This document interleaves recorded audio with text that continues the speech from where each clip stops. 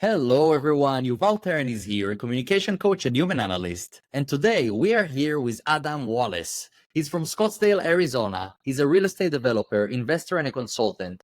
And today we're going to hear his personal story about real estate, investment world, and he's helping actually other investors and other real estate developers and consult them. So we're going to learn also about this part of his world and learn how we can elevate our life and live our best self from his interesting life perspective. So, Adam, I can't be more excited to have you here on the show. How are you today? Absolutely, Yuval. I'm doing well. I hope you're doing well too. And thank you so much for having me. It's great Yes, to be thank you on. for being here. Yes. So, I'm very curious. I want to start from the beginning. I'll ask you a big question. Sure. Tell us about yourself. Who Oh, is Adam Wallace? well, Adam Wallace is a 25-year-old, as you put it, a real estate developer, a real estate consultant, and a real estate investor. I wear many hats in doing all those tasks and more every day. I'm originally from Toronto, Canada, and I moved here a few years back and always had a passion to do real estate in any capacity possible. It was always something I dreamed of growing up. It was something that I surrounded myself, whether it be in my personal circle, whether it be doing research after school, during school, trying to find different job opportunities, research opportunities, and correlate them to what I wanted to do in life. And on top of that, I started at a very early age too in Toronto and worked my way through several different opportunities, several different learning lessons, both big and small, and everything in between, in order to get me to my ultimate goal, which is to be a real estate developer, have several businesses because I'm very entrepreneurial at heart, and on top of that, be my best self and always keep improving, because no matter how old you are, whether you be 15, 35, 75, or beyond, there's always more you could learn, and the road's never over. So So, I've so today you're keep going. 25, but you're doing your own projects, your own, like you are the developer, right? I am. So it's a funny story. So I had been doing this since I was a teenager. I had started doing leasing and property management, and I was doing some of the remote leasing and property management work that a lot of people started doing during COVID. And I wasn't necessarily doing it in Toronto. I was actually doing it across Canada and across the United States as well, from places like North Dakota and Montana to Arizona, South Carolina, and the Canadian provinces of Ontario, Alberta, and a couple others. And over time, I knew I wanted to be a developer. But as a teenager, when you're in school, whether it be high school, then becoming a young adult, going into university, there's only so much that you could possibly do, right? So I took every course I could, and unfortunately, the Canadian university system didn't have as many real estate focused courses in the bachelor program. So during high school, during university, I was working part time in between my lunch breaks, in between my study breaks, after school, before school, being a property manager, being a leasing manager, and doing everything I can to get more information and more experience under my belt. And then just before COVID happened, I was looking for jobs to get to the US, to even get something in Canada if I had to, on how I can get into a real estate development company. I worked for a real estate investment firm in Toronto on the side, and that got me into a lot of different knowledge that's necessary on how do you raise capital to put into projects, right? How do you get the right numbers in place, right? Certain things that are really important financial knowledge for investors that they don't teach you in school. And this helped sharpen my grasp on what I need to do to have my own business. And so I was looking for jobs. I couldn't find anything. And then COVID happened and there was absolutely nothing. And leading up to COVID, I thought to myself, well, I have some experience in putting plans through the city. I have some experience in correlating trades and how to get a real estate, a residential multifamily real estate project leased up and ready for a buyer. Well, what if I take all that and I consult real estate investors, I consult real estate developers who are trying to start out on their own and help get their project on the right foot. So there was no better place to open that up than in Phoenix, Arizona. I'm in Scottsdale today, and I've been here now for a few years and don't regret one bit of it. And this is really the focal point of American real estate, especially in the residential space. There's a few other cities as well, but Phoenix, Scottsdale is definitely high up there. And so I started getting consulting. I had some clients. And then as time went on, I said, wait a second, if I can access capital, I have the experience, not have all the experience, but I have some necessary experience available. And I also have the contacts necessary to do everything from start to finish. Why don't I start doing my own real estate developments? So I opened up AW Residential, which is my real estate development company, which is alongside Wall to Wall Consultancy, which is my consulting firm.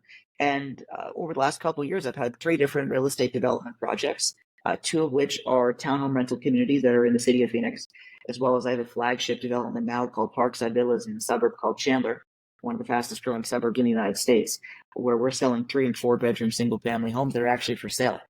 So I have a wide variety of different diverse real estate developments, all while I'm consulting, all while I'm investing. And I invest in my own projects because I have to have skin in the game, because I believe in myself. I'm confident in what I'm able to do. But I also try and do some house flipping. I do some other real estate investments passively to help broaden my base, get more experience, because you're never too old to learn or too young, and also be able to have a diversified asset class under my belt. So, for those who may be not sure exactly what does it mean to be a real estate developer. So basically let's start from scratch, from the beginning. So Sure. how your day look like? What does it mean to be a developer? What do you do exactly? If you have well, let's take one of the projects and maybe break them down a little bit so people understand what it is exactly uh from your perspective. Sure. It's funny, Yuval, because it's not just one project that I touch one day. It's several projects and more that I touch every day. And so I wake up and think of it like Wheel of Fortune. You know what all the possible topics might be, but it's a matter of what you spend on that very day that's going to be your primary focus, and as well as your secondary focus and beyond. So, I'll wake up, I do my best to have a diversified work and personal life. It's very tough when you're in real estate because it's not, you could have a job where it's 9 to 5, but if you really want to be successful, you really want to take it to the top, you have to work hours that give you some flexibility, which is fantastic. But at the same time, it means that you're working earlier, you're working a little bit later, but you get some time in between sometimes. So I wake up, I do a little bit of work, I have a bite to eat, but I'm also very focused as well on mental and physical health. So I make sure I do a good workout, whether it be 45 minutes to an hour. I get in a bike ride. I do, again, between 30 minutes to an hour, depending on how much time I have, because that's really important for me to stay healthy, think things through. If anything, some of the best thought processes I have is on my bike ride. That's where I go to think. That's where I go to calm down. It's an excellent source of channeling your energy, channeling your thoughts. So I do that. I freshen up, get ready, shower, and then I pick back up where I left off before I start my personal stuff for the day. I deal with phone calls, emails, text messages that I get bombarded with. And just when you think you've gotten through a good amount, there's even more that you get caught up with. And then, of course, that's just people reaching out to you. So I've got to reach out to certain people, whether it be my construction trades, my investment sales team, city planning and development people who are needing to get meet plans that are approved, and make sure that my engineers associated with them get the plans done so I can get them approved and get construction moving along. And then I also deal with some other people as well. I've got real estate agents and brokers that help me buy and sell properties. I've got insurance brokers that help insure the property so that if God forbid something happens, I'm covered and the project's covered. There's so many different aspects that I've got to communicate with on a daily basis that, frankly, I'm not just a problem solver, but I've got to focus as well on communication. There's a lot of people that need communication. If you just leave them, things fall by the wayside. I'm sure it involves, there are so many things to do and so many things to take care of. And also, when you're a developer, you have a lot of responsibility. Um, so, how do you deal with the stress or anxiety that comes with it from the work or from whatever you do? We're people, so we experience an anxiety, stress in life. It's part of life. But the question is, how do we deal with it? How do we let it go? So what's maybe something that you do that helps you keep your mind clear and focused? It's something that took me a long time. When I started out being leasing and property management, you get a lot of people who take out their anger on you, right? There's a plumbing issue, there's a issue with the neighbors, there's an issue with their rent payment, and they enact aggression on you. And one thing I learned very early on is you have to stay professional, you have to stay humble, you have to stay calm and collected, because you never want somebody coming back and calling out your behavior, right? You never want to be in a position where you regret anything you've said, you regret anything you've done. So I always, first and foremost, try and breathe. I try and look at things from everyone's perspective. I'm always big on thinking, okay, what are the implications of every action, of every reaction? Because if you just go with a knee-jerk reaction to something, it might not be the best solution for you and for everybody else, especially when you're running your own business. It's one thing if you're working as a customer service representative for a Fortune 500 company, right? You have a certain scope of work, you have a certain level of responsibility, but you check out and you go home. And if someone doesn't like Verizon, somebody doesn't like, uh,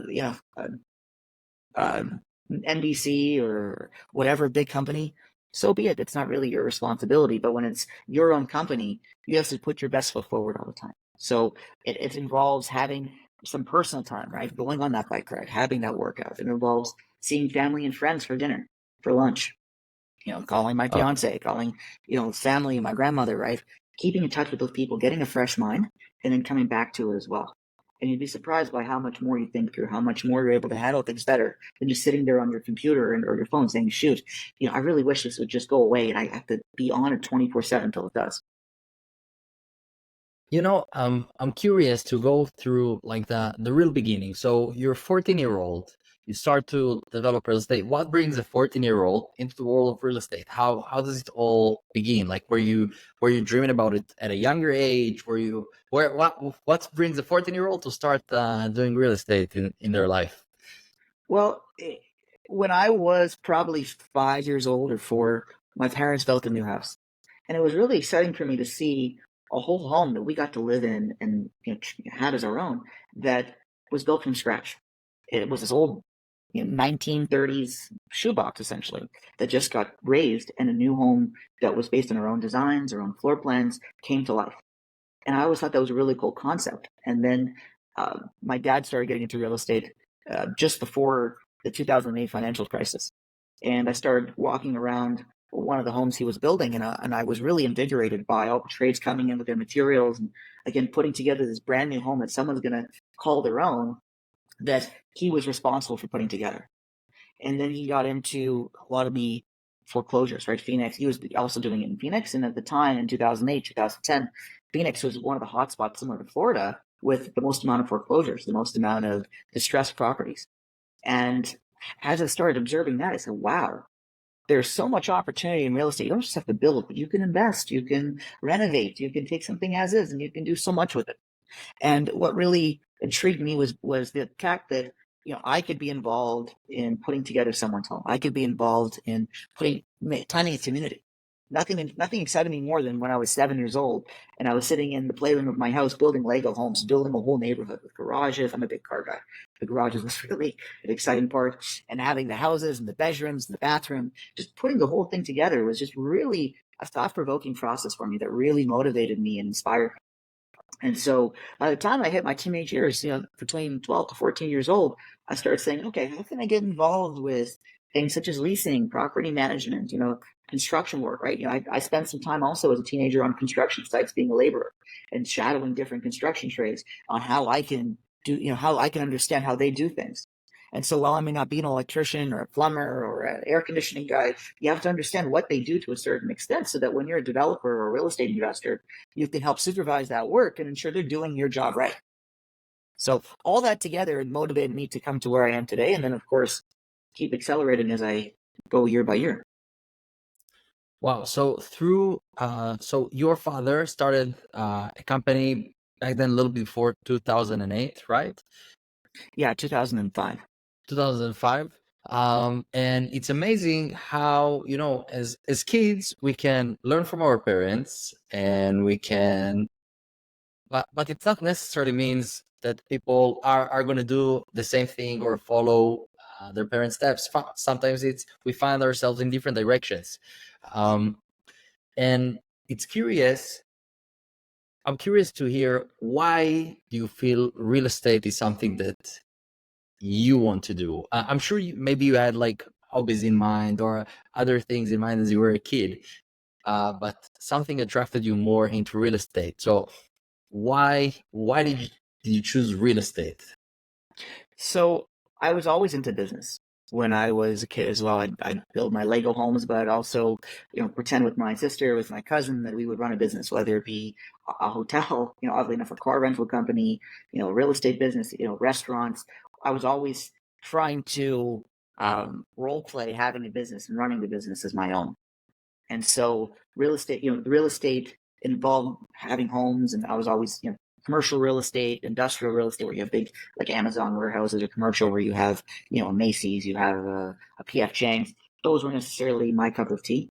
but the residential side was always something interesting to me. And so to have a business where I can focus on building, focus on, offering out homes for rent or for sale to the public market was something that I always wanted to channel. And so to go into business doing that was something that incentivized me. And while I have, whether it be family or friends or, whoever you see on TV or Instagram, you could find all these people that can motivate you and inspire you. And they certainly do for me. However, my father actually comes from an IT background, right? My uncles, my aunts, my family friends, they're primarily not in real estate at all. So just because someone has something in your family that correlates to the career you want, that's a really big coincidence. It has an impact, but I can't say it's the be all and end all impact, right? If my father had done IT up until this very day, I probably would do real estate on my own. But how I get there, what exactly I pick up, that, that's all anyone's guess. That's amazing.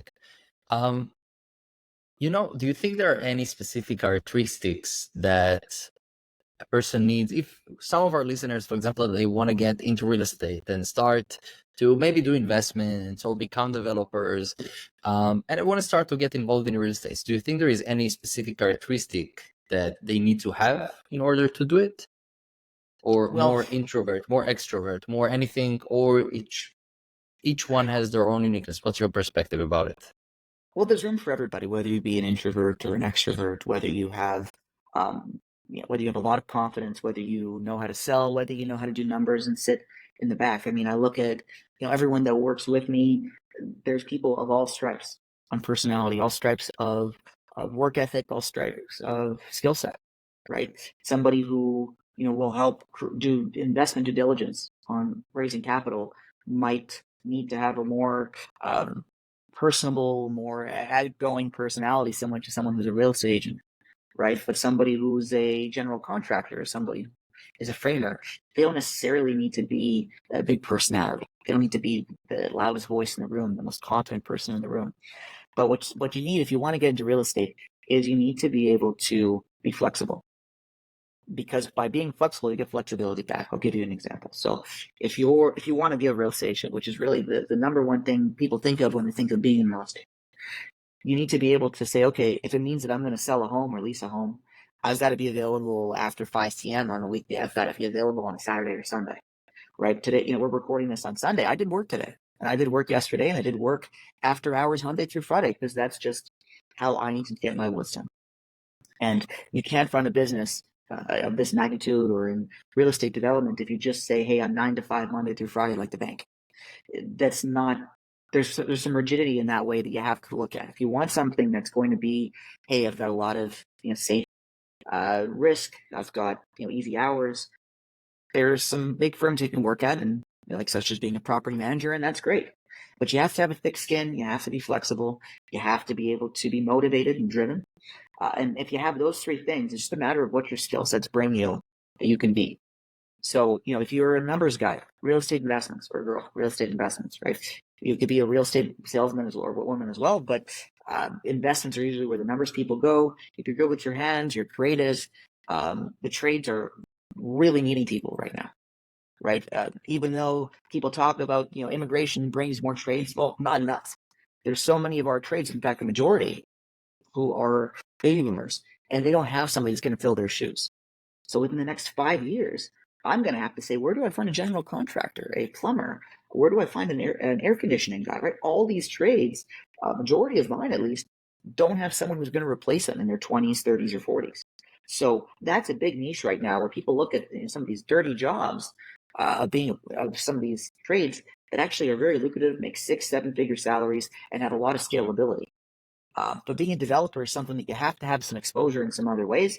You have access to capital, know your way around the city, know your way around in engineering, investors, etc., and then put that all together and supervise it to be able to have something that goes across all of those standpoints.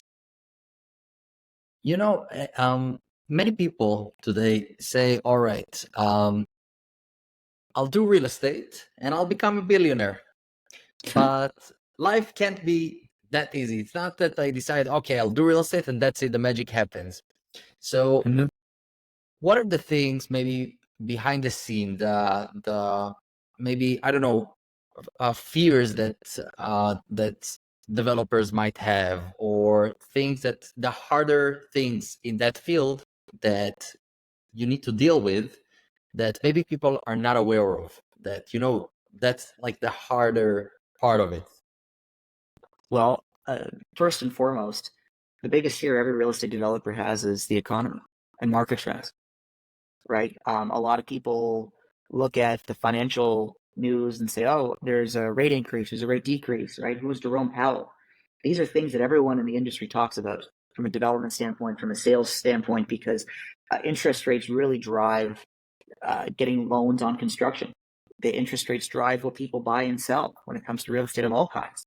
Not just my own as residential or multifamily, but even the shopping center you go to, even the place where you go get your groceries, the place where your Amazon package comes from. That all is driven by real estate and how interest rates impact them depend on the profitability. And so that's what would keep me up at night as a real estate developer and real estate investor is what economic trends are going to better my business or worsen my business. Since mid to late 2022, the real estate market has been at a funny stage because things were manipulated during COVID to increase economic stimulation. And now, interest rates are in the 7-8% range if you were to go and get a mortgage today. And that's attracting a lot of people from buying. It's attracting a lot of people from selling because they say, well, there's not a lot of buyers. I don't want to sit up there and not have anything. And so the economy and how the economy is managed from a federal level, the governmental level, is something that I'm concerned about. But the other part of your question on what if a lot of people kind of dismiss when they think of real estate is actually what's the municipal involvement and what's the planning and engineering involvement. See, when you drive by something that's being built, many people don't think of the amount of months or years it takes to get plans together. They don't think of how many rounds of back and forth between the property owner, the developer, if they're not the same person, the engineers, and the city it takes to be able to get something to be built. It could be months or years, depending on what it is and where you're at.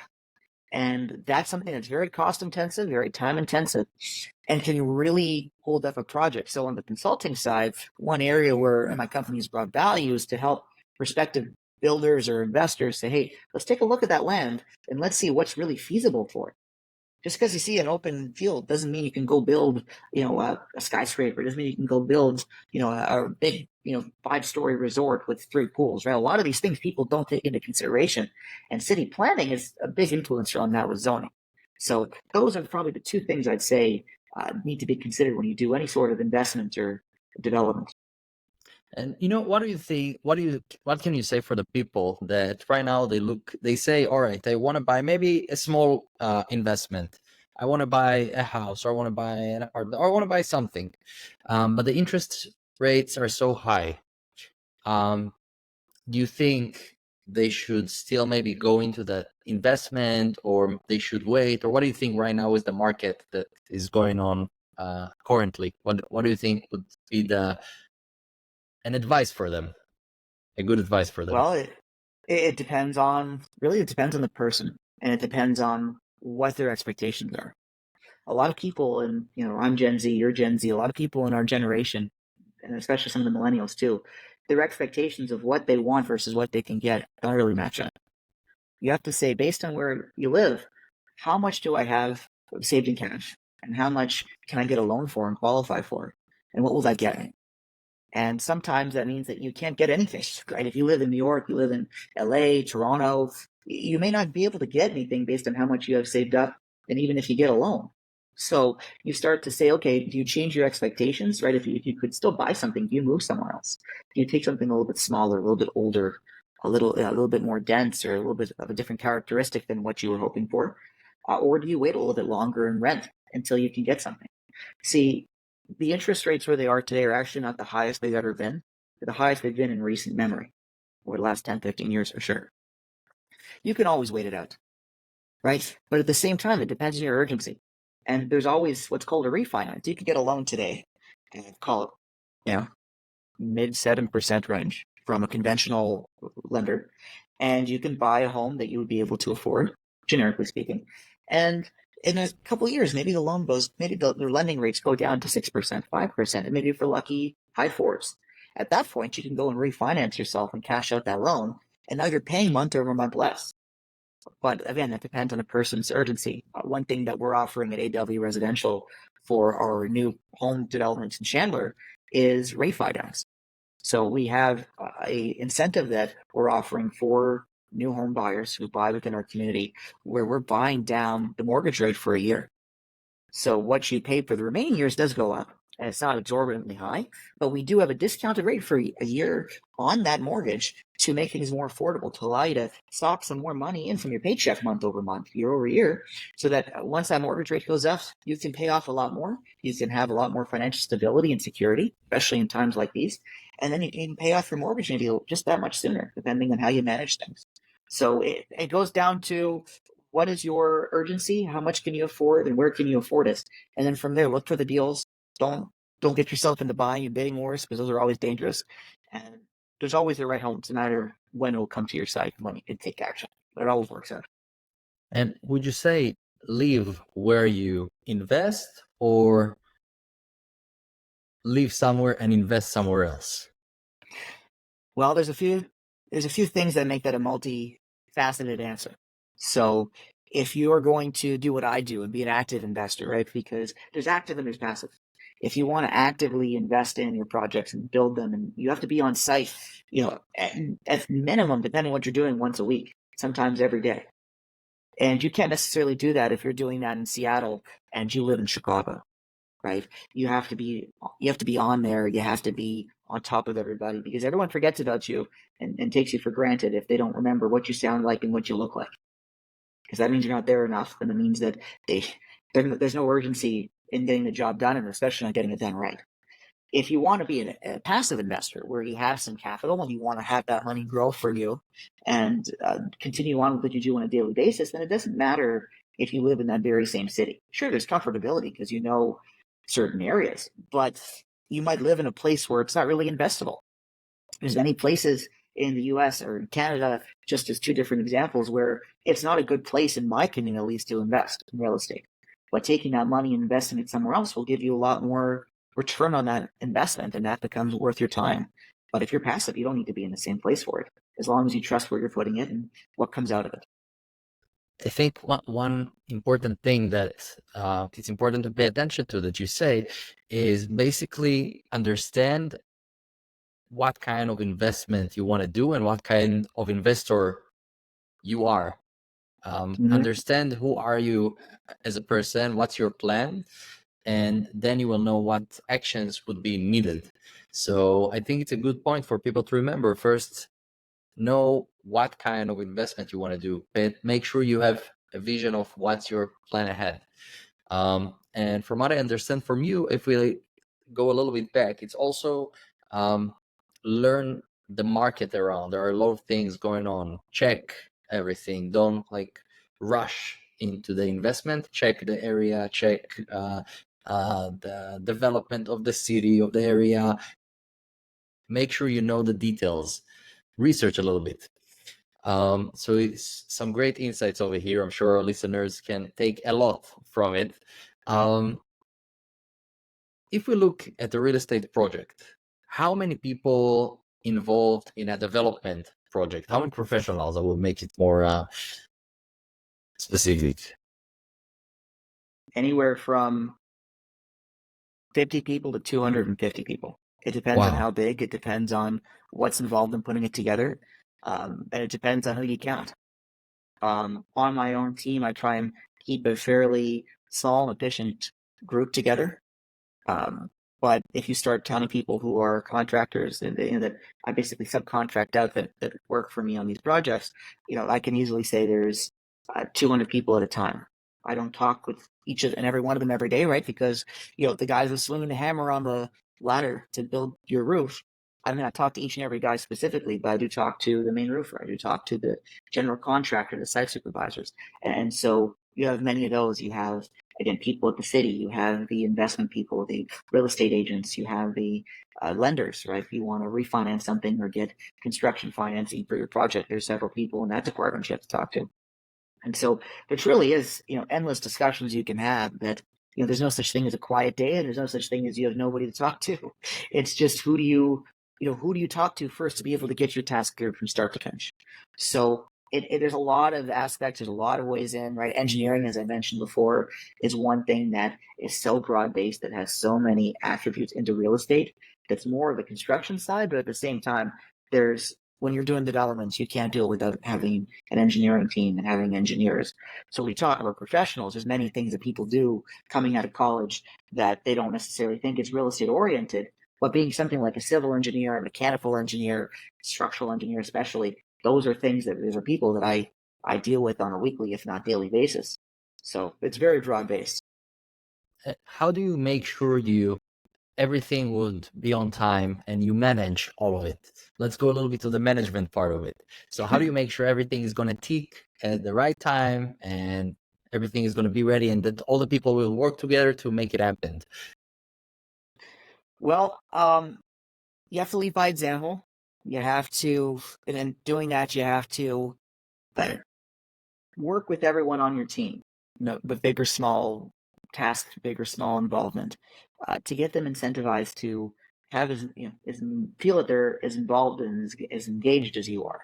When it's your investment, when it's your development, you're the most immersed, right? It's your money, it's your life, it's your career, and your notoriety on the line.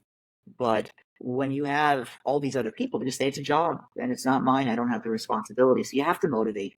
You have to connect with people. You have to be able to get people to come to the table as if this is their own deal, right? You want them to be up at night, who wants to thinking about this. You want them to wake up in the morning and say, I got to go to Adam's project to be able to do this, because if I don't, there's going to be, a major problem for me, whoever that me might be. At the same time, when it comes to time restraints, there's a lot of things that happen, with both economically based, both construction based, and city planning based, that don't necessarily go to mind. As I mentioned, since mid 2022, the real estate market wasn't what it was. It wasn't as hot, as active as it was coming out of COVID. So that set people's expectations a little bit different than they had been getting used to year over year. And so when you get into something with investors, when you get into something with prospective buyers, sellers, trades, to get the trades to be able to get their work done in time, you have to set reasonable timelines and basically under promise and over deliver, right? There's only so much you can balance with that, but as best as possible, meeting and exceeding expectations is always my goal and my company's goal. Whereas if you just tell everybody, oh, I'll be done on Tuesday, knowing that that's just what they want to hear, whether it can be done or not, no matter what you do, right? Doctor, lawyer, accountant, real estate professional, that's never going to work, right? You set meaningful and reasonable expectations. You'll always be able to get the proper outcomes and have people on side. And if delays happen, you explain why it happened and how you're going to fix it, and most reasonable people will understand and work with you, right? It might be short-term frustration, but it'll be long-term gain. And people who aren't able to see past some certain setbacks and be able to work with you to come to a solution when the solution is reasonable, well, then they're going to learn the hard way, but they will learn. One of the things that are very important in life is to have a vision. And when you start a project, when you start a development, I would say specifically, or anything in life, I will speak specifically about your profession. Where do you start from? You have like this vision, you want to do a development, you choose a place. How does it work? You have an idea, you have a vision, and maybe sure that's the process of how it comes down from your vision, from your idea down into action. The vision is, how can I keep on improving myself? How can I keep on improving my business model? And how much can I do to expand all that and keep growing and keep building and keep investing while it's still profitable, where it's still profitable, and while everything still comes together the way that makes sense. So it's a very general answer, but what it means is there's things that change societally, economically, government-wise. How do you go with those changes? And so my vision is to build single-family homes and townhomes and keep doing that as long as I possibly can. Keep building more of them, as long as I can make it sustainable. Right? You can go over leverage yourself, but that's never a good idea. What's from a time, money, effort perspective, it never works out. It's never a good thing to do. People who over leverage don't tend to find as much success as people who conservatively proceed and conservatively grow and invest. And so my vision is to keep on building, and my vision is to keep on investing and build more homes and build communities that people can call theirs and have belonging to, and be, for me and my family to drive by and say, hey, I built that, we built that, we put that together. All while not changing the landscape and the scope of everything. Like, I love Arizona. I love the desert. I would never want to change the cacti, the mountains, the desert habitat is just something I love and I'm passionate about. But how do you morph into that, right? How do you grow while being involved in your surroundings so that it fits in? And that's something I want to be able to do, at least not just here, maybe one day other places too. We'll see. But at least in the Phoenix area where I operate every day, how do I keep on building? How do I keep on growing? How do I keep on, improving your real estate that's there? Is my professional goal every day, and always doing better on top. That's amazing. And for our listeners, if they have an idea or a vision that they want to bring to life, because you do it in real estate, but there are certain, I would say, rules in life that you can apply them to everything. So what do you think would be a good advice for them, a good tip for them to make their ideas come into real life? Well, if you have an idea that you are really passionate about, that you really want to make come to fruition, you have to first start by making sure that if it's a product or service that you think is innovative, make sure no one's already got it going on. I was talking to somebody the other day, and they were saying that they had a couple of ideas, and they always wanted to do them and act on them. Then they turned on Shark Tank, and there they were. Right. So you have to do some due diligence and see what products exist, what services exist.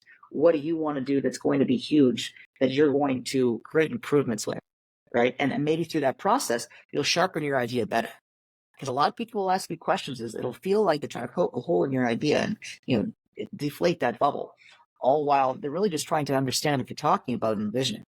And in order to have a good idea, in order to be able to have a business, to have an idea that you're passionate about, you have to make sure that you've got pretty much every quirk figured out. You learn along the way for those that you can. But if you've got a good idea, if you've got something that you really want to see take off, make sure you've done your due diligence. Make sure you can make money on it. And if you can't make money right away, that's fine. But make sure it's worth your time. Make sure it's worth what you put into it in every aspect. And on top of that, it's always important to make time for yourself. Right? I work sometimes 11, 12-hour days, but I still make time for myself. I make time for my fiance, my parents, my sister, my friends, extended family. Yet you have to make sure that you have a life.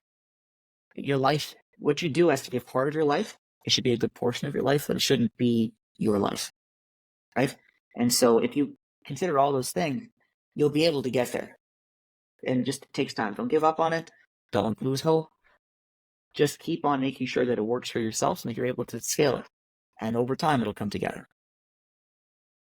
That's a great advice. So, I want to summarize it, and maybe with a quote or something an insight that in life that you want to share with our listeners, something that will help them become their best selves, something that maybe you heard or that keeps you motivated, that keeps you inspired, something that inspires you. Could be a quote or something that from your life perspective. What do you think would it be? Something that if they would forget everything, that's the thing that they should remember. The best is yet to come. The best is yet to come. You could be any age, you could be at any stage. You could already be a millionaire, a billionaire, or you could be living paycheck to paycheck. There's no need to lose hope. There's no need to think that you've already reached the pinnacle of your career, the pinnacle of your life. You've got to keep on growing. You've got to keep on improving. And even the best of the best always seem to find a way to improve themselves, right? People make remarks about Warren Buffett, about Jeff Bezos. All these people, they just have all this money and they keep on getting more. They didn't just say, okay, I've made $1 billion, I'm going to go home now, right? They do things to improve their personal lives. They work out, they read, they engage in dialogue that helps increase their mental capacity. They do stuff that increases their physical stamina. They do things on a career perspective that keep bolstering what they've got to be better and better and make themselves, their best self. And so if you live by this mindset like I do, which is the best is yet to come, you always keep on striving for more. You've got to be content with what you've got. You got to be appreciative. You got to be humble. You want to be, really proud of where you've come from. But at the same time, you want to keep on improving. You want to be able to have room for constructive criticism, right? No one likes being told criticism, but people like learning how they can keep on building what they've got, right?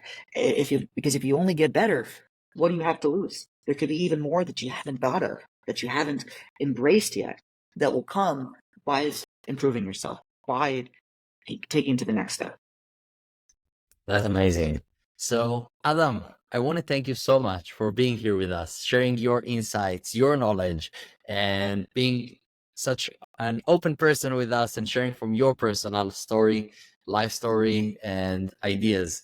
It was a fascinating talk, and thank you for being here with us. And Absolutely, everyone, I Yuval, it don't was a know lot of fun. if you have any I don't know, social media or something that you want to share with us, or something that you want to make sure people follow with, or projects that you have, you can. That's the time to say. Well, I appreciate the plug, and more importantly, I appreciate you having me on. It's been a great time chatting with you. But we've got, if you're in the Phoenix area and you want to look for a place to rent or a place to buy for yourself, you can go to aw-residential.com.